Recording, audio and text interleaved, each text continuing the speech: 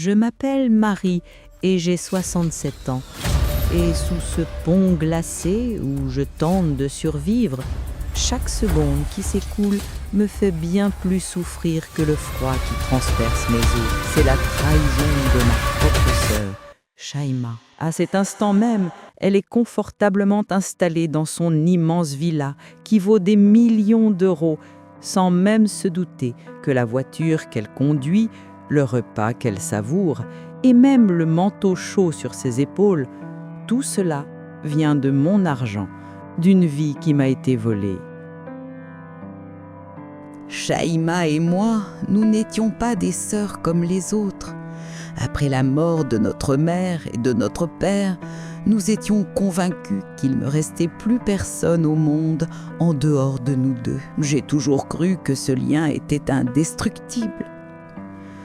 Alors que je me tuais à la tâche, jour et nuit, pour maintenir à flot la petite boutique héritée de notre père, Shaima préférait profiter de la vie, sortir, voyager, et je mettais cela sur le compte de sa jeunesse. Quand j'ai appris que le terrain où se trouvait la boutique avait pris énormément de valeur et qu'un promoteur nous proposait des appartements ainsi qu'une grosse somme d'argent en échange, j'ai donné procuration à ma sœur, en toute confiance, pour qu'elle gère toutes les formalités. Les épais dossiers qu'elle m'a fait signer en disant qu'il s'agissait simplement de documents administratifs de routine pour la vente étaient en réalité des papiers qui transféraient d'un seul trait de plume tous mes droits, ma part et mon avenir entre ses mains. Et je ne m'en suis pas rendu compte. Après la vente, elle m'a donné une petite somme en prétendant « Les choses ne se sont pas passées comme prévu, c'est tout ce qui te revient ». Puis elle m'a trouvé une petite maison à louer en province.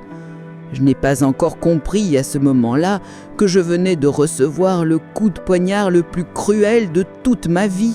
Les premiers mois dans ce petit logement humide où elle m'avait installé furent marqués moins par le choc d'avoir été dupé que par la morsure glaciale de la solitude. Les appels de Shaima, de plus en plus rares sous prétexte qu'elle était débordée, annonçaient en vérité la rupture de notre lien et mon lent effacement de sa mémoire. La maigre somme qu'elle m'avait donnée pour tenir quelque temps, prétendument issue de la vente, s'est évaporée comme une poignée de sable entre mes doigts. Quand je n'ai plus pu subvenir à mes besoins les plus élémentaires, mes tentatives pour la joindre se sont heurtées à un silence de mur. Rongé par un soupçon terrible, j'ai dépensé mes derniers euros pour un billet de bus et je suis retournée sur le terrain de notre ancienne boutique, l'héritage de notre père. En arrivant, j'ai découvert un immense complexe résidentiel de verre et d'acier, étincelant, une sorte de monument construit sur les ruines de mes rêves.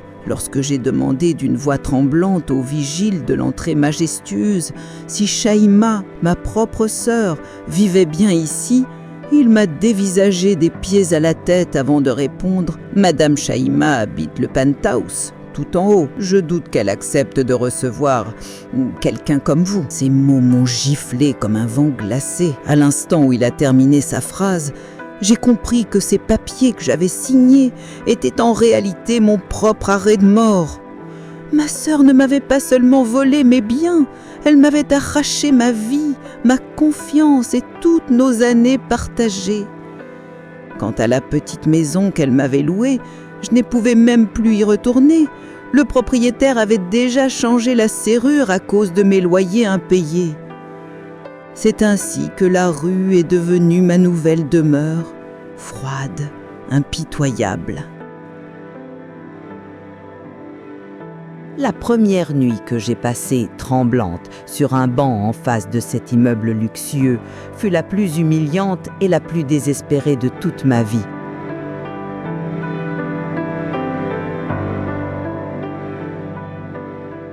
Les regards indifférents des passants confirmaient que j'étais devenu un fantôme invisible, tombé du mauvais côté de cette ligne tranchante qui sépare la richesse de la pauvreté. Au lever du soleil, la faim qui me tordait l'estomac commençait à l'emporter sur ma fierté.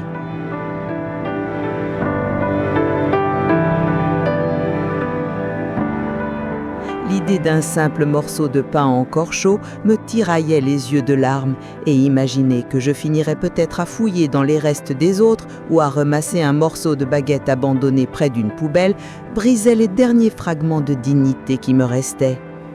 Le jour, pour fuir les regards compatissants ou dégoûtés des gens, et pour me protéger un peu du vent glacial, je me réfugiais dans les coins silencieux des bibliothèques ou dans les cours d'église.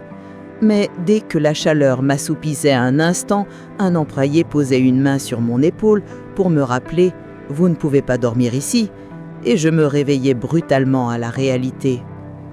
Toute mon existence tenait désormais dans une petite valise au rouleau cassé, mon dernier point d'ancrage dans ce monde. La nuit, en essayant de me bricoler un lit avec des cartons, me souvenir des rêves que j'avais nourris pour ma sœur ne faisait qu'amplifier la brûlure de la trahison. Au fil des semaines, alors que l'hiver s'installait, le béton humide sous ce pont devint ma demeure permanente, loin de l'ombre du bâtiment somptueux.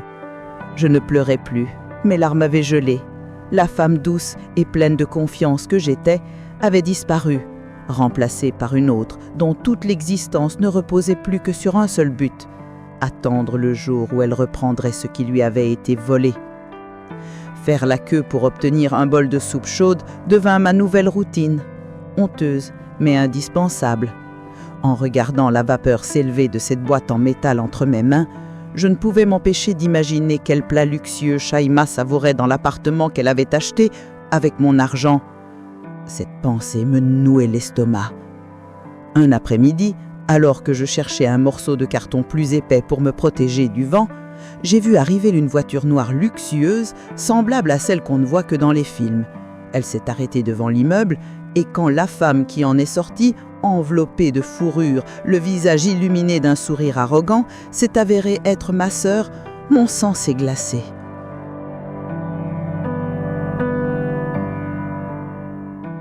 Quelques jours plus tard, la cruauté du destin m'a frappé en pleine face. Dans un vieux journal trouvé dans une poubelle, j'ai vu une photo d'elle. Elle rayonnait dans la rubrique mondanité, acclamée lors d'un gala de charité, offrant en don une infime partie de la fortune qu'elle m'avait volée.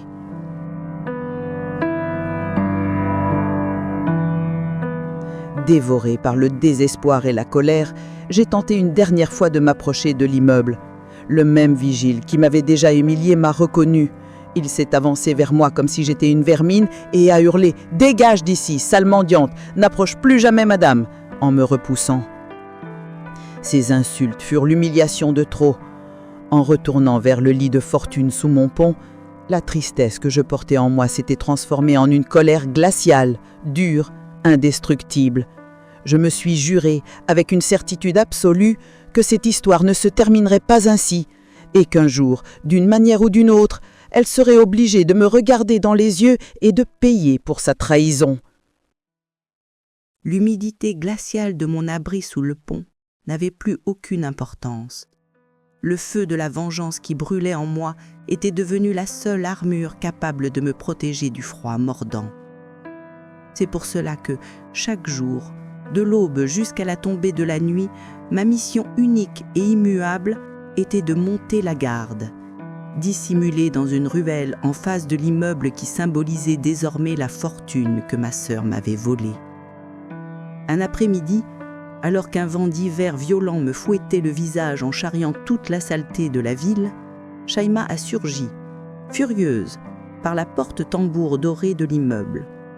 Elle hurlait dans son téléphone, tout en retenant d'une main son manteau de fourrure que la bourrasque faisait voler et de l'autre son sac hors de prix.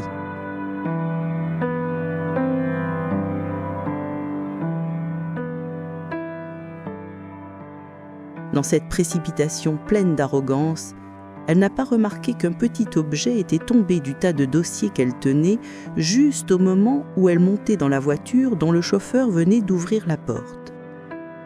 La berline noire a disparu au coin de la rue en quelques secondes, et le vigile, préférant la chaleur du hall au vent glacial, s'était replongé dans son téléphone. Je n'avais jamais été aussi rapide. Le cœur battant comme un marteau dans ma poitrine, je me suis jetée à travers la circulation sans réfléchir et j'ai attrapé l'objet, un petit carnet à couverture de cuir noir, posé juste à côté de la grille d'évacuation.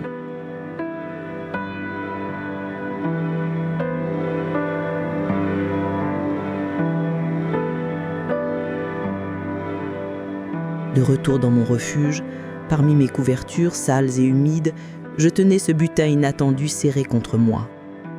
Je sentais que ce carnet pouvait être l'étincelle qui raviverait ma quête de justice gelée.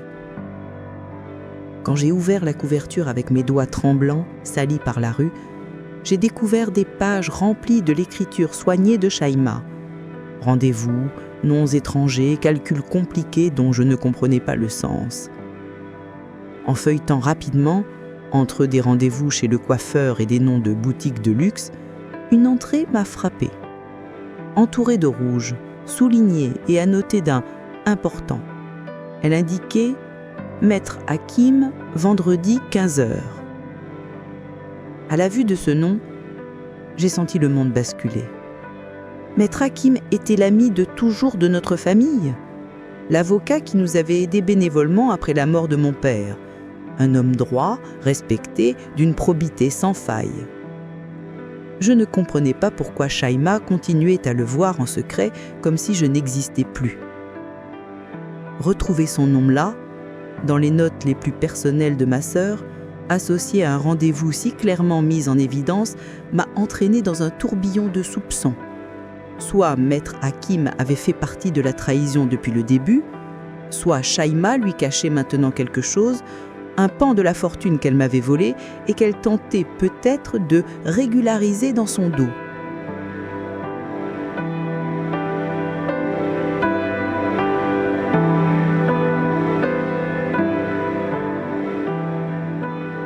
La mention « important » écrite en rouge et l'heure du rendez-vous qui approchait ont fait naître en moi une lumière froide mais pleine d'espoir.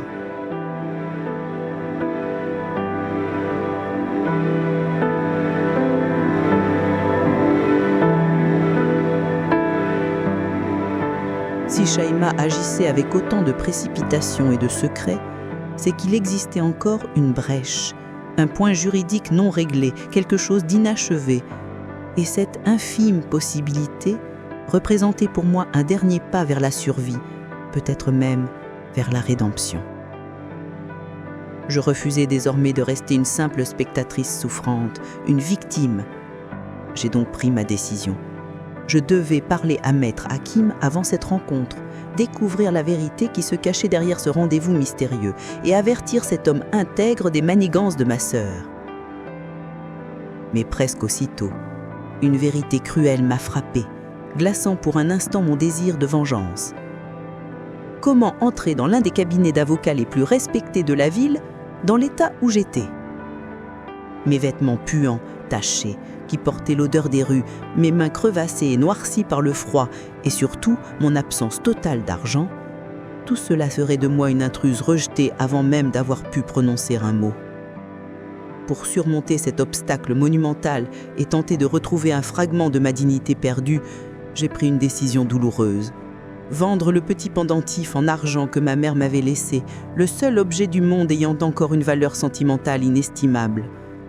Avec l'argent que j'en tirerais, j'espérais au moins acheter un manteau propre et pouvoir me présenter dignement devant cette porte prestigieuse.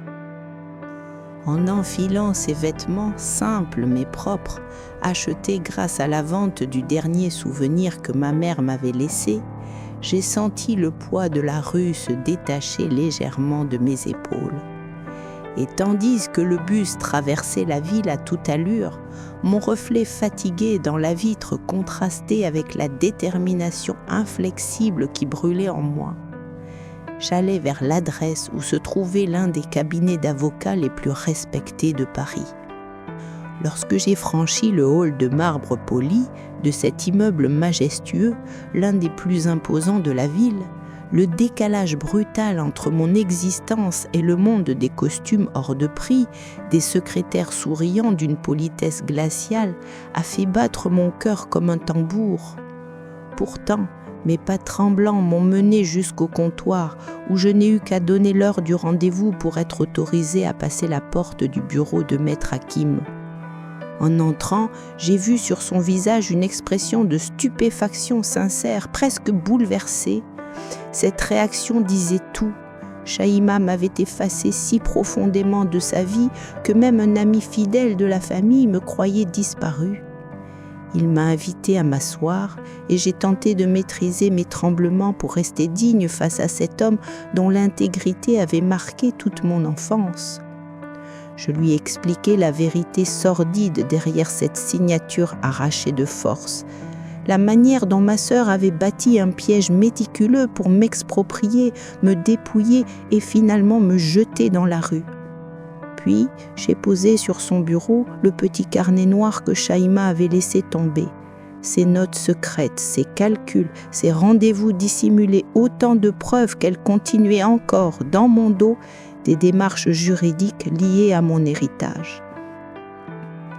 Après avoir lu attentivement les pages et écouté mon récit jusqu'au bout, Maître Hakim a retiré ses lunettes et les a posées lentement sur la table. L'expression de déception profonde et de colère contenue envers ma sœur traversait son visage. Il m'a alors confié « Madame Marie, votre sœur m'a assuré que vous viviez à l'étranger et que vous aviez renoncé à tous vos droits. Elle m'a dit être l'unique héritière légitime. » Ainsi, il confirmait que mes paroles étaient vraies et qu'il avait lui-même été la victime d'un mensonge ignoble. Il m'a avoué ensuite que Shaima avait pris rendez-vous en secret pour finaliser la dernière signature concernant la succession de mon père dans le but de l'achever entièrement sans jamais mentionner mon existence. Honteux, il avait enfoui son visage entre ses mains. Toute sa carrière basée sur la probité venait d'être utilisée contre lui dans une toile de mensonges tissée par ma sœur. Elle voulait sceller définitivement la propriété à son nom. Je dus lui raconter comment j'avais vécu après être expulsée de ma propre maison, comment j'avais survécu sous un pont dans le froid mordant. Maître Hakim comprit alors que Shaima n'avait pas seulement commis une fraude financière, mais aussi une cruauté inhumaine. Et lorsque j'apparus de nouveau comme l'héritière légitime, il comprit qu'il devait immédiatement interrompre la procédure de validation de propriété basée sur les faux documents de ma sœur. Après un long silence tendu, Maître Hakim frappa la table avec sa main et me tendit la sienne avec une résolution ferme. Il serait mon allié. Car il était évident que Shaima, sûre d'elle, ignorait totalement que j'étais revenue dans la partie, et ce secret nous offrait un avantage décisif pour renverser son plan. Il m'expliqua ensuite notre contre-plan dans les moindres détails. Il répondrait au téléphone en rassurant Shaima si elle souhaitait repousser le rendez-vous, lui dirait que tout était prêt et en ordre, puis, le jour venu, elle entrerait triomphalement dans son bureau, avant de tomber nez à nez avec moi, brisant ainsi toute sa machination en une seule seconde. J'ai gravé chaque détail de ce plan dans ma mémoire. À la fin, je n'ai demandé à Maître Hakim qu'une seule chose, être là pour voir le moment précis où Shaima comprendrait que la porte de la vie qu'elle m'avait volée était en train de se refermer sur elle. Voir cette expression, c'était une part essentielle de la justice que j'attendais depuis des mois de souffrance. Il accepta ma requête et me promit de m'assurer un endroit sûr jusqu'au jour du rendez-vous. Grâce à l'humanité de Maître Hakim, m'étendre pour la première fois depuis des mois sous un vrai toit, sur des draps propres, avait apporté à mon corps un soulagement profond. Mais dans mon esprit, la tempête refusait de s'apaiser. Chaque seconde passée dans ce lit chaud me renvoyait au béton glacé sous le pont, là où j'avais rêvé, nuit après nuit, du jour où viendrait enfin l'heure de la confrontation. Le petit carnet noir tombé des mains de ma sœur n'était plus seulement une preuve, il était devenu pour moi un calendrier d'espoir. La date qu'il contenait indiquait l'instant exact où la misère de ma vie et l'arrogance luxueuse de Shaima prendraient fin.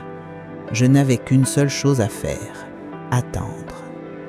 Le lendemain, les instructions brèves et précises de Maître Hakim au téléphone confirmèrent que tout avançait comme prévu. Shaima avait appelé pour confirmer son rendez-vous sans le moindre soupçon. Elle marchait droit dans le piège, certaine de sa victoire. En regardant par la fenêtre la vie ordinaire de la ville, les gens perdus dans leurs petites urgences quotidiennes, je pensais qu'il ne me restait plus que quelques heures avant le plus grand face-à-face de mon existence. Toute pitié, tout lien fraternel avait disparu.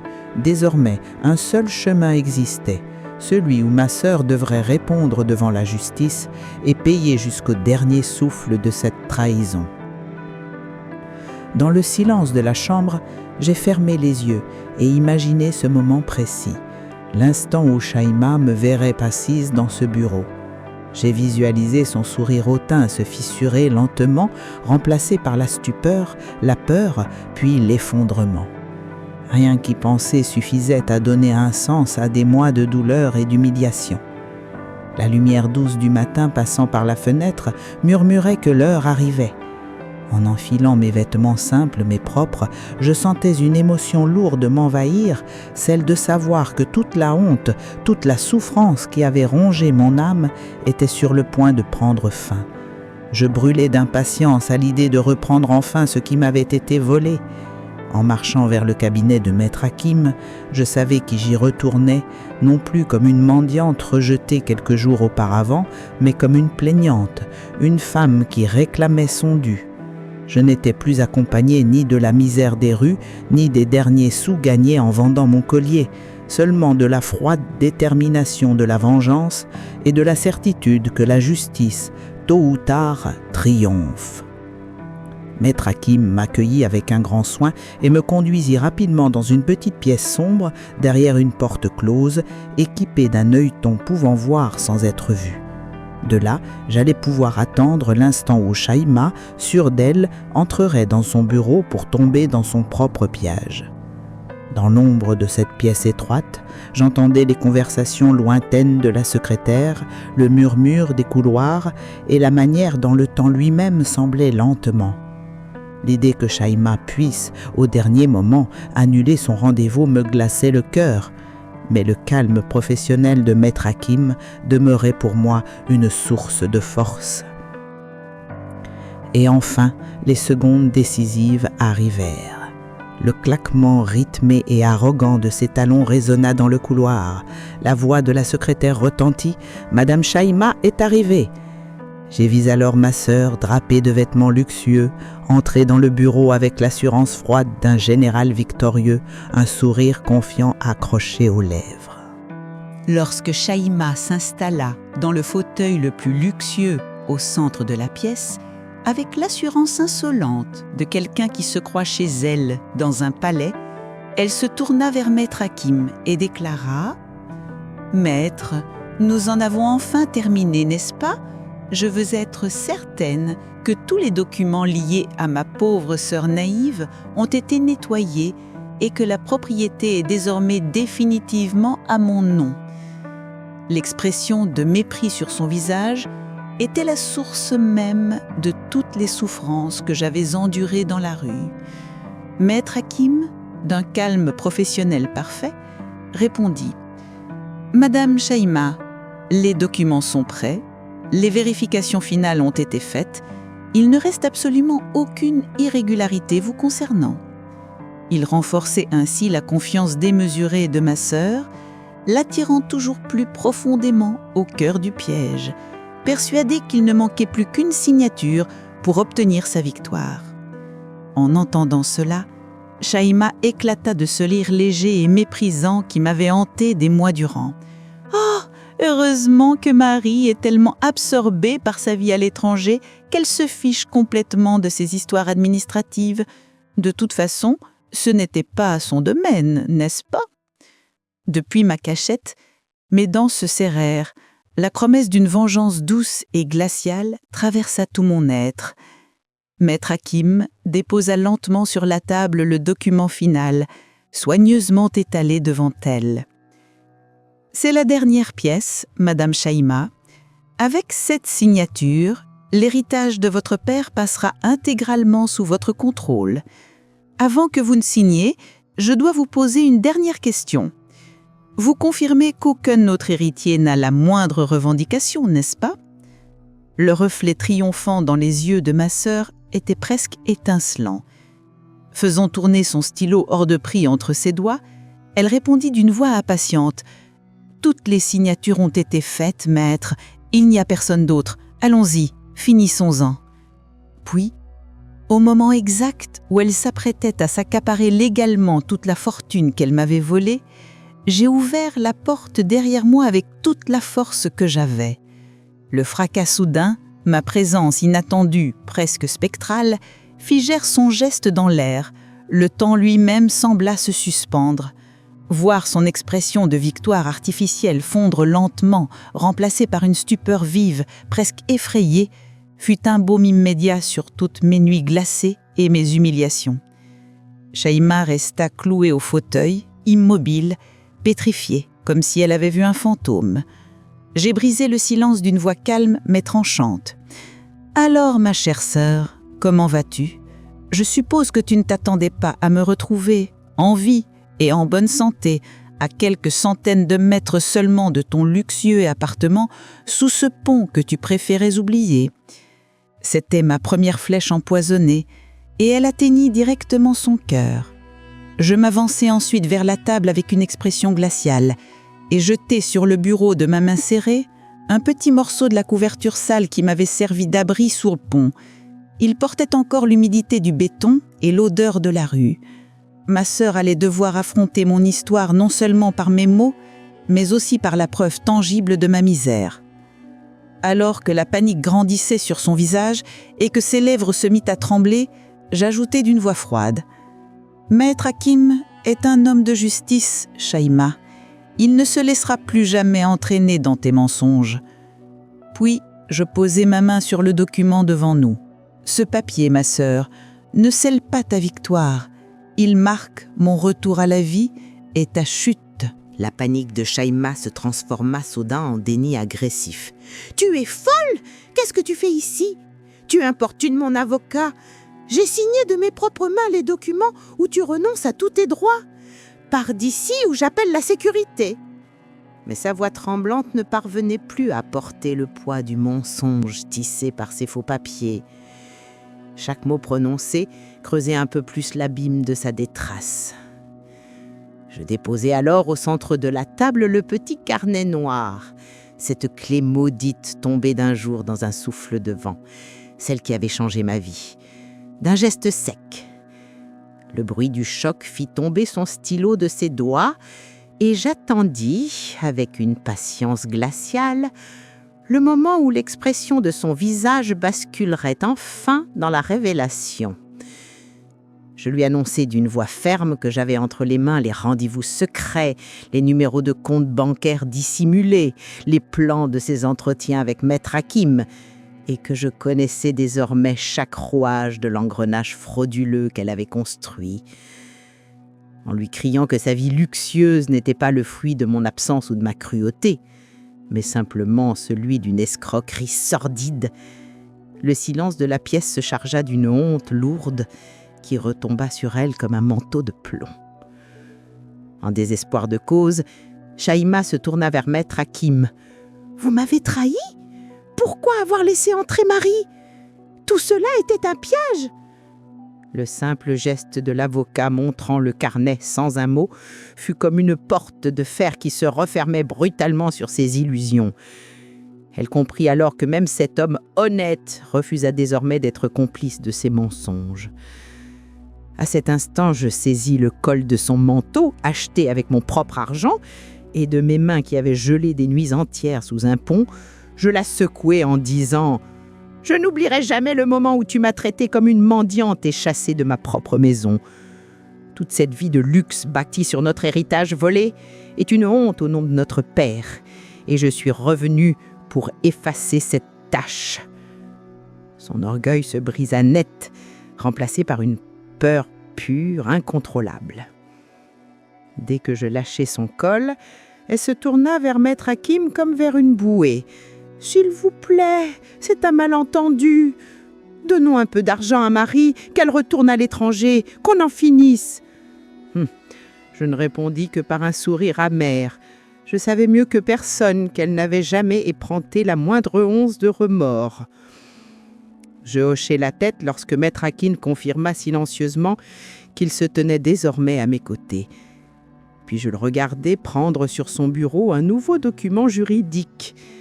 Il le tendit à ma sœur en disant d'un ton calme mais implacable « Madame Shaima, cette affaire ne peut pas se régler avec de l'argent.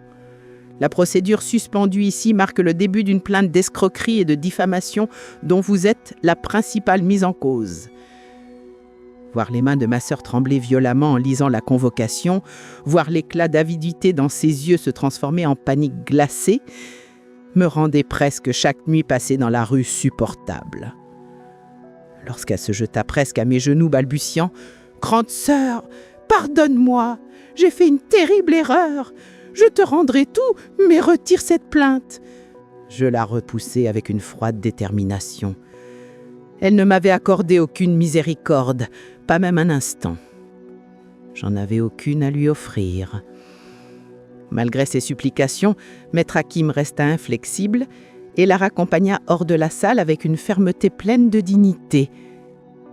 Lorsqu'il revint, je m'assis enfin sur la chaise et il me tendit un objet emballé coigneusement, le collier de ma mère, celui que j'avais dû vendre pour survivre. En refermant mes doigts dessus, je compris avec une certitude absolue. La justice venait d'être rendue et une nouvelle vie s'ouvrait devant moi. Après les derniers cris de ma sœur et l'instant où Maître Hakim referma la porte derrière elle, je me laissai tomber sur la chaise. Toute la tension accumulée pendant des mois, le froid, la faim, la rage, déferla enfin sur moi comme une vague lourde et épuisante. J'avais accompli ma première grande confrontation et la porte de la justice venait de s'ouvrir sur la reconquête de ma vie. Je pris entre mes mains tremblantes le collier en argent de ma mère, celui que j'avais dû vendre simplement pour survivre, que Maître Hakim avait déposé avec délicatesse sur la table. En contemplant ce petit éclat brillant, je ressentis un apaisement profond. J'avais repris à une manipulatrice ce que l'argent n'aurait jamais dû acheter, un souvenir dont la valeur n'était que sentimentale et pourtant infinie. Après m'avoir tendu un verre d'eau, Maître Hakim m'expliqua d'une voix calme que cette première victoire n'était qu'un début. La véritable bataille commençait maintenant. Les avocats de ma sœur tenteraient toutes les manœuvres possibles pour faire traîner l'affaire, et je devrais faire preuve d'une patience absolue, jusqu'à récupérer, pièce après pièce, chaque centime de l'héritage qu'on m'avait volé. Conscient que Shaima était capable du pire pour se venger, Maître Hakim me proposa de rester, le temps de la procédure, dans une zone sécurisée de l'immeuble. J'acceptais. Ainsi, je serais protégé des dangers de la rue et pourrais l'aider à analyser les fausses procurations et les relevés bancaires de ma sœur. En regardant de loin l'immeuble luxueux que ma sœur avait bâti sur ma détresse, je compris que je n'avais plus en moi ni pitié ni compassion. Il ne restait qu'une quête, celle de la justice. Toutes mes forces, toute mon attention devaient désormais se tourner vers un seul but: récupérer, euro par euro, ce qui m'appartenait et mettre fin à cette trahison par les voies légales. Lorsque Maître Hakim lança officiellement les poursuites en mon nom, l'affaire provoqua une onde de choc dans les cercles financiers de la ville. Les articles parus dans la presse commencèrent à fissurer l'image brillante de Shaima. Son existence luxueuse, construite sur le mensonge, se révélait au grand jour et son prestige commençait à s'écrouler. Mes journées se remplirent alors de dossiers, de comparaisons de signatures sur les fausses procurations, de vérifications minutieuses des transferts bancaires. Ensemble, nous retracions chaque étape du vol de l'héritage de mon père, jusqu'au moindre détail, afin de constituer un dossier irréfutable. La première ligne de défense de Shaima et de ses avocats fut de prétendre que j'étais folle, que mon esprit déraillait, que je m'inventais des histoires. Mais grâce à mes témoignages cohérents, et surtout grâce au carnet noir, preuve irréfutable, Maître Hakim anéantit rapidement cette tentative ignoble de diffamation, poussant ma sœur dans un véritable étau juridique. Un soir, autour d'un dîner, Maître Hakim me confia que Shaima l'avait appelé personnellement pour le menacer. « Si vous n'arrêtez pas Marie, votre carrière est finie.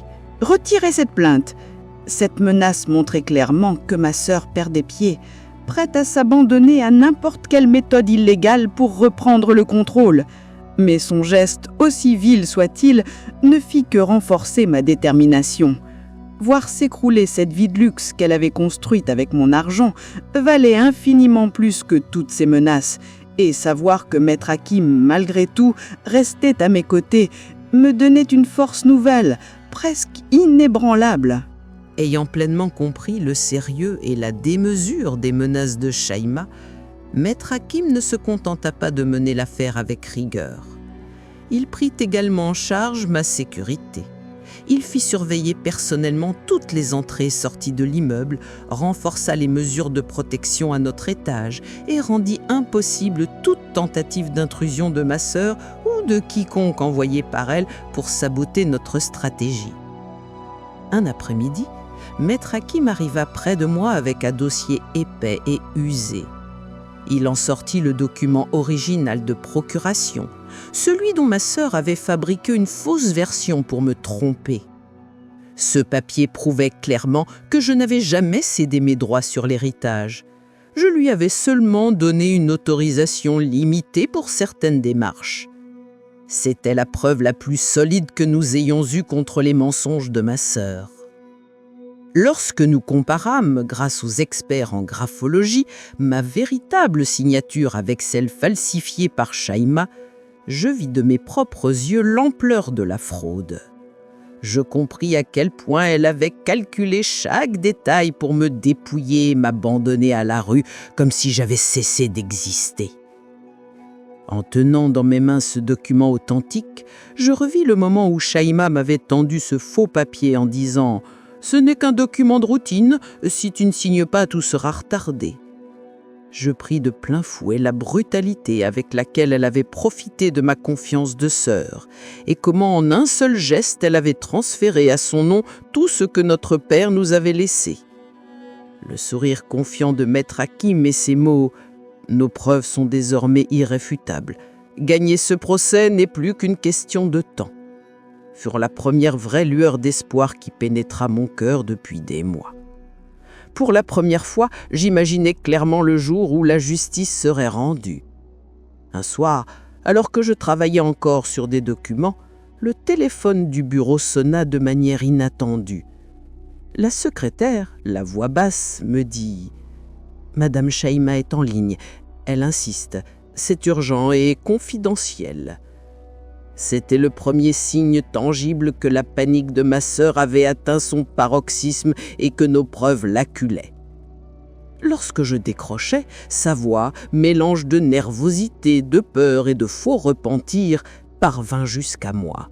« Marie, je t'en supplie, arrête ce procès. Je te donnerai bien plus que ce dont tu as besoin, des millions si tu veux, mais arrête cette folie, ne salis pas notre famille. » Son appel n'avait aucun rapport avec le remords. Elle ne craignait pas la honte, seulement la perte de son argent. Et cela ne fit que confirmer qui elle était réellement. Je lui répondis d'un ton glacial, sans la moindre hésitation. « Aucune somme d'argent ne pourra remplacer ce qui m'appartenait déjà, et aucun montant ne pourra payer les nuits glaciales que j'ai endurées à cause de toi. Ta réponse, tu l'auras au tribunal et uniquement là-bas. » Je refusai son offre sèche et implacable. Lorsque Maître Hakim entra dans la pièce et j'appris sa tentative désespérée, il me félicita. C'est la preuve qu'ils comprennent la force de notre dossier. Ils savent qu'ils vont perdre. Une fois qu'ils tentent de vous acheter, c'est qu'ils n'ont plus de défense légale. Ces paroles confirmèrent que j'avais choisi le seul chemin droit. Après avoir refusé cette immense somme d'argent, je sentis que mon désir de vengeance n'était plus une simple impulsion personnelle. Il s'était transformé en certitude morale, un impératif de justice. On m'avait volé une vie, un honneur, un héritage. Et tout cela devait être récupéré. Je commençai donc à attendre, avec une détermination inébranlable, l'instant où je franchirais les portes du tribunal pour reprendre enfin ce qui m'appartenait. Après des mois de préparation juridique et après avoir refusé la dernière tentative désespérée de ma sœur, le jour crucial arriva enfin. En gravissant les marches monumentales et froides du palais de justice aux côtés de Maître Hakim, les flashs incessants des journalistes nous entouraient sans relâche. C'était la preuve éclatante que mon affaire n'était plus une simple tragédie personnelle, mais un symbole de quête de justice exposé au grand jour. Dans le couloir menant à la salle d'audience, je vis ma sœur avancer, escortée par une armée d'avocats vêtus de costumes luxueux, affichant une assurance glaciale. À cet instant, je ressentis à nouveau la solitude de mon combat, une femme démunie luttant uniquement avec la vérité contre une manipulatrice couverte de fortune. Lorsqu'elle croisa mon regard, son expression de certitude vacilla une seconde. Derrière son masque confiant, je percevais la peur qu'elle tentait de dissimuler.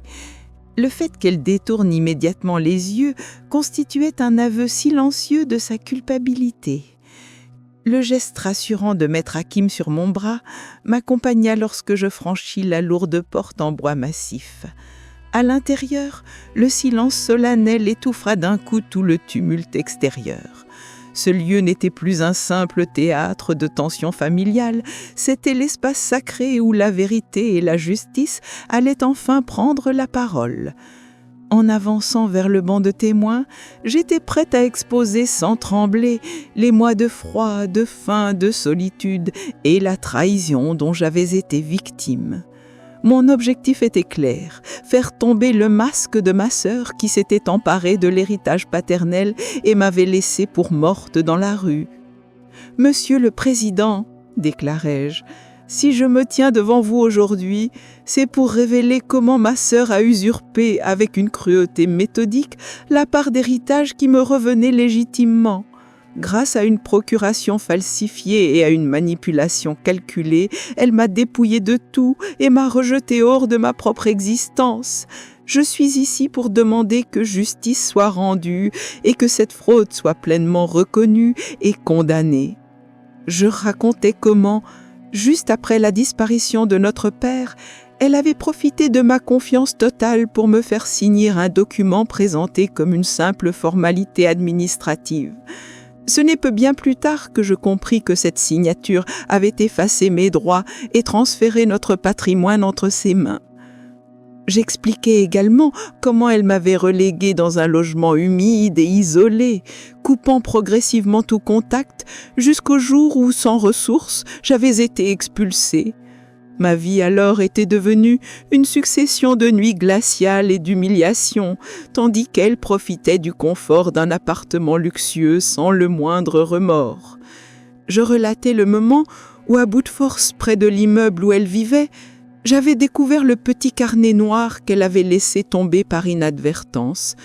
Ce carnet contenait des rendez-vous secrets, des plans dissimulés, des transferts et des notes, prouvant qu'elle mentait lorsqu'elle affirmait n'avoir aucune nouvelle de moi.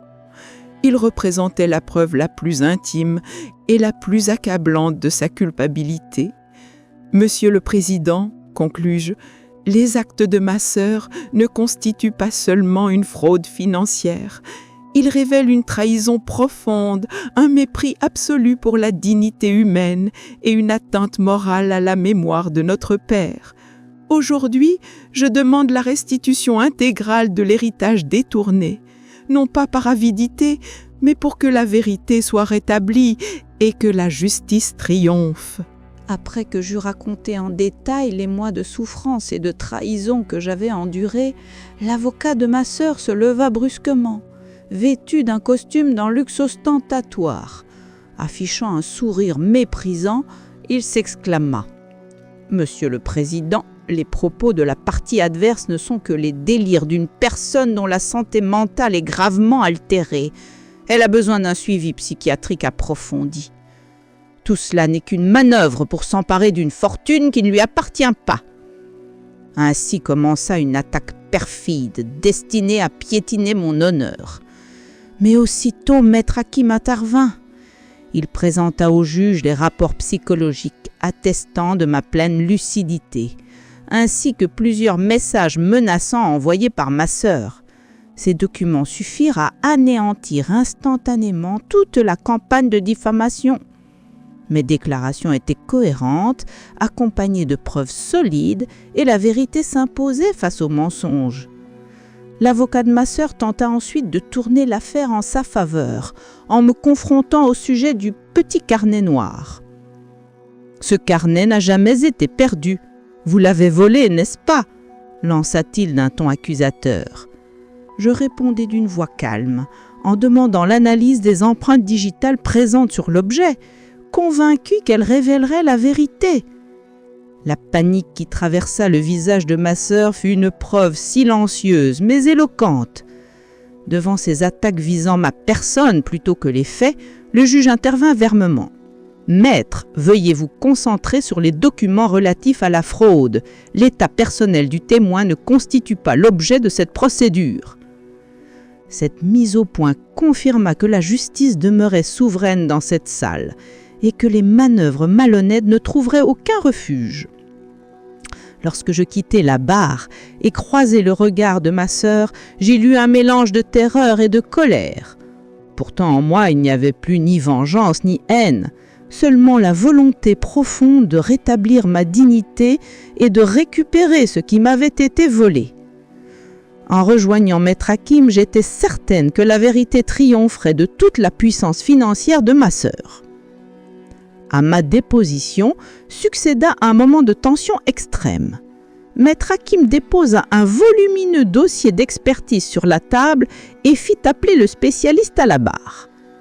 L'expert présenta de larges graphiques comparant ma signature authentique, enregistrée depuis des années, à celle figurant sur la procuration falsifiée. Il démontra avec précision les différences flagrantes, traits incertains, pression irrégulière, déformations caractéristiques. La conclusion était sans appel. La signature avait été contrefaite. Cette preuve scientifique démolissait définitivement toute la défense construite par ma sœur. Je vis alors les avocats qui l'entouraient échanger des murmures inquiets, certains se tortillant sur leur siège. Leur stratégie venait de s'effondrer en une seule démonstration. Le visage décomposé de ma sœur révéla qu'elle comprenait enfin que ses mensonges n'avaient plus aucun appui légal. À ce moment précis, Maître Hakim présenta le petit carnet noir comme pièce à conviction, celui que ma sœur avait laissé tomber sans s'en rendre compte, contenant des rendez-vous secrets, des notes confidentielles et des indications compromettantes. Cette preuve reliait directement la procuration falsifiée aux manipulations préparées de longue date. L'affaire venait d'être définitivement scellée. Acculée, ma sœur se leva brusquement et hurla « Tout cela est faux, ce n'est pas moi !» Mais sa voix tremblante manquait de force. Alors que le juge rappelait l'ordre, je compris que ma sœur avait perdu non seulement sa fortune, mais également l'illusion de sa respectabilité. Après avoir rétabli le silence dans la salle d'un coup ferme de son marteau, le juge examina avec attention le rapport d'expertise graphologique et les preuves de falsification déposées sur son bureau. Il déclara que, compte tenu de l'état avancé de la procédure et de l'absence totale de fondement dans les arguments présentés par la défense, l'audience était ajournée afin de permettre la préparation du jugement définitif. À cet instant, le regard que m'adressa Maître Hakim, empreint d'une sérénité triomphante, m'assura que nos longs mois de travail n'avaient pas été vains. Les avocats de ma sœur, en revanche, ramassaient leur dossier avec une résignation évidente. Ils savaient déjà que leur cliente avait perdu avant même que le verdict ne soit rendu. Voir ma sœur quitter la salle avec le maquillage ruisselant, le visage défait, presque entraîné dehors par ses propres représentants, fut pour moi la preuve silencieuse que les humiliations que j'avais vécues trouvaient enfin leur équilibre moral. Sa réputation s'effondrait plus vite encore que la fortune qu'elle avait détournée. Lorsque les flashs des journalistes illuminèrent les marches du tribunal et que j'en sortis au bras de Maître Hakim, je n'étais plus la femme brisée et marginalisée que j'avais été. J'étais une héritière déterminée, sereine, portée par le sentiment profond que la vérité, enfin, avait repris la place qui lui revenait. En montant dans la voiture que Maître Hakim avait mise à ma disposition, je lui serrai la main et lui dis « Votre intégrité, votre constance rendent possible cette victoire. Merci. » Il ne restait plus qu'à attendre le jugement officiel. Et durant les jours suivants, je me surprenais à espérer avec une impatience brûlante l'instant où ma vie me serait entièrement restituée. Paradoxalement, ces quelques jours d'attente furent pour moi plus éprouvants que les mois passés dans la rue. Abrité dans la sécurité du cabinet de Maître Hakim, je ne cessais d'imaginer les conséquences du verdict, la chute définitive de ma sœur et la trajectoire nouvelle, plus juste, que prendrait mon existence. En effleurant le petit collier d'argent que Maître Hakim m'avait rendu, dernier souvenir précieux de ma mère, je me rappelais les nuits glaciales sous un pont, les humiliations silencieuses, la faim, l'isolement. Ces souvenirs ravivaient en moi la certitude que ma quête n'était pas seulement légitime, elle était essentielle. La veille du jugement, l'équipe de sécurité du cabinet me remit une lettre arrivée par une voie détournée. Ma sœur sollicitait un dernier rendez-vous dans un café pour régler cette affaire dans le cercle familial. Je jetai ce message sans la moindre hésitation, consciente qu'il s'agissait que d'une ultime tentative de manipulation. Je déclarai alors à Maître Hakim « La seule réponse que je donnerai désormais passera par la décision du tribunal. Je n'ai plus rien à dire en privé. » Car tant que ma sœur ne reconnaîtrait pas la gravité de ses actes, tant qu'elle ne mesurerait pas l'étendue de sa faute morale, aucun lien ne pourrait renaître entre nous. À mes yeux, elle n'était plus qu'une fraudeuse. Cette nuit-là, je fis fin terre à mes doutes. Et lorsqu'à l'aube, je me mis en route pour le tribunal aux côtés de Maître Hakim, vêtue d'une tenue simple mais élégante, je compris qu'elle symbolisait bien plus qu'un vêtement. Elle représentait la dignité que j'avais reconquise. La restitution de l'héritage paternel n'était plus une simple procédure judiciaire, c'était la libération définitive de mon âme. Le matin du prononcé du jugement, alors que j'avançais vers le palais de justice aux côtés de Maître Hakim, la densité de la foule médiatique et les regards curieux des personnes massées devant l'entrée prouvaient que cette affaire avait dépassé le cadre d'un drame intime. Je pénétrais à l'intérieur avec une dignité retrouvée et une résolution inébranlable, consciente qu'aucun retour en arrière n'était plus possible. Lorsque la porte de la salle s'ouvrit de nouveau, j'aperçus ma sœur entrer, très différente de la femme arrogante qu'elle avait été lors de la précédente audience. Elle semblait épuisée, les yeux gonflés. Ses vêtements luxueux ne lui donnaient plus aucune allure. Elle avançait difficilement entre ses avocats, comme écrasée par l'effondrement de la vie mensongère qu'elle avait bâtie. Quand nos regards se croisèrent, je ne vis ni remords ni désir d'être pardonnée, seulement une peur brute, presque animale, née de l'idée de tout perdre, mêlée à une haine impuissante dirigée contre moi. Je soutins ce regard sans détourner les yeux, d'un calme glacial. Soudain, l'ensemble du public se leva. Le juge venait d'entrer par la porte située au front de la salle. Le son clair de son marteau résonna et mon cœur se mit à battre comme un tambour. Le silence lourd et tendu qui suivit annonçait que le moment décisif, celui qui scellerait nos destins, était imminent. Les quelques secondes pendant lesquelles le juge ouvrait son dossier, triant les documents avant d'énoncer la décision, eurent pour moi la densité de plusieurs années. Mon esprit revivait les nuits glaciales, la faim, l'humiliation, toute la lutte que j'avais dû mener.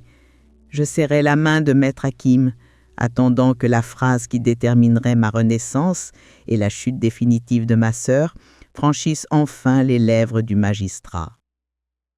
Lorsque le juge commença la lecture des motifs, la salle entière retint son souffle.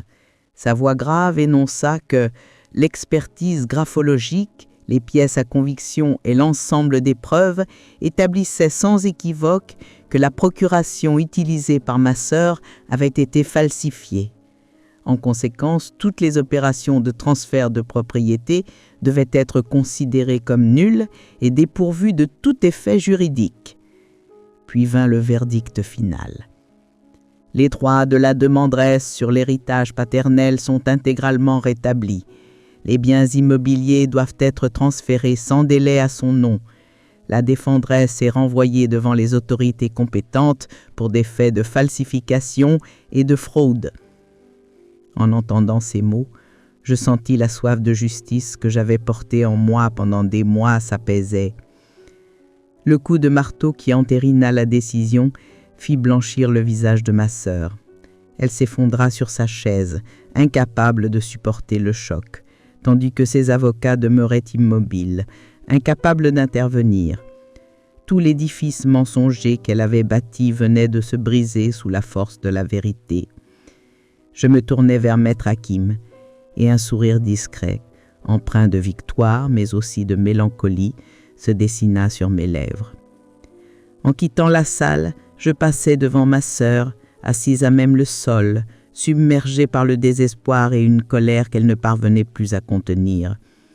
Elle me lança un dernier regard chargé de haine, mais en moi il ne restait ni remords ni regrets. Seule demeurait la paix froide et profonde que procure la justice accomplie. Je ne détournais même pas la tête, je marchais droit vers la vie qui m'attendait. Lorsque je traversais la foule des journalistes à l'extérieur, baignée par la lumière du soleil, je sentis que mon âme, tout comme mes vêtements propres, avait retrouvé sa clarté. Je n'avais pas seulement récupéré un héritage, j'avais retrouvé ma dignité, ma force et ma foi en existence. Ma victoire s'élevait désormais au-dessus des mensonges de ma sœur, preuve irréfutable que la vérité finit toujours par triompher. Une fois le jugement définitivement prononcé et les formalités de transfert légal achevées, je me rendis aux côtés de Maître Hakim devant l'entrée de l'immeuble luxueux dont j'avais été chassée autrefois comme une mendiante. Le même agent de sécurité, qui m'avait jadis humiliée, s'inclina cette fois avec un respect impeccable pour m'ouvrir la porte. Ce simple geste marquait non seulement la restitution de ma fortune, mais aussi la reconquête de ma dignité et de mon honneur. La justice venait de vaincre. Je franchis l'entrée, la tête haute. Lorsque j'entrai dans le penthouse, celui que ma sœur avait usurpé en me reléguant à la misère, je m'approchai des baies vitrées. La vue splendide sur la ville se déployait à mes pieds, et au loin, je distinguais le pont sous lequel j'avais dormi quelques semaines plus tôt. Ce contraste saisissant me rappela à quel point la justice pouvait être implacable et pourtant étrangement douce. Chaque meuble, chaque objet de ce lieu témoignait de son avidité et de mes souffrances passées. Assise dans le salon somptueux, je parcourus le journal que Maître Hakim m'avait apporté. On y annonçait que ma sœur avait perdu non seulement sa fortune, mais également sa réputation et bientôt sa liberté, puisqu'elle serait poursuivie pour falsification et fraude. Son propre piège s'était refermé sur elle. La justice ne se limitait pas à la restitution des biens, elle exigeait aussi que le coupable réponde de ses actes. Récupérer mon patrimoine représentait une victoire majeure, mais cette épreuve m'avait aussi laissé une cicatrice profonde. À mes côtés, le fauteuil vide et le lien fraternel brisé rappelaient une vérité douloureuse. Aucune somme d'argent ne pourrait totalement réparer cette blessure. J'appris alors à remplir ce vide non par la haine, mais par le calme et la voix de ma conscience. En contemplant la ville étincelante à travers les fenêtres, je pris une résolution. Je ne vivrai plus à l'ombre du passé. Cette richesse retrouvée ne servirait pas uniquement à mon confort, mais aussi à soutenir ceux qui, comme moi, avaient connu l'injustice et l'abandon. J'avais ressenti le froid des rues, la faim, la solitude. Je savais ce que signifiait être invisible aux yeux du monde. Ma première décision fut de venir en aide aux personnes âgées, délaissées, trahies par leurs proches ou abandonnées à leur sort. Durant mes semaines dans la rue, j'avais appris que la compassion est une richesse plus rare que l'or. Désormais, j'avais les moyens de rendre à d'autres ce que la vie m'avait refusé pendant si longtemps. Un regard, une main tendue, un peu d'espoir. Ma gratitude envers Maître Hakim dépassait les mots. Il n'avait pas seulement gagné une bataille juridique, il avait restauré ma foi en l'humanité. Je lui demandais de superviser personnellement toutes les démarches légales de la fondation caritative que je souhaitais créer, une manière de prolonger son intégrité et sa droiture dans une cause plus vaste.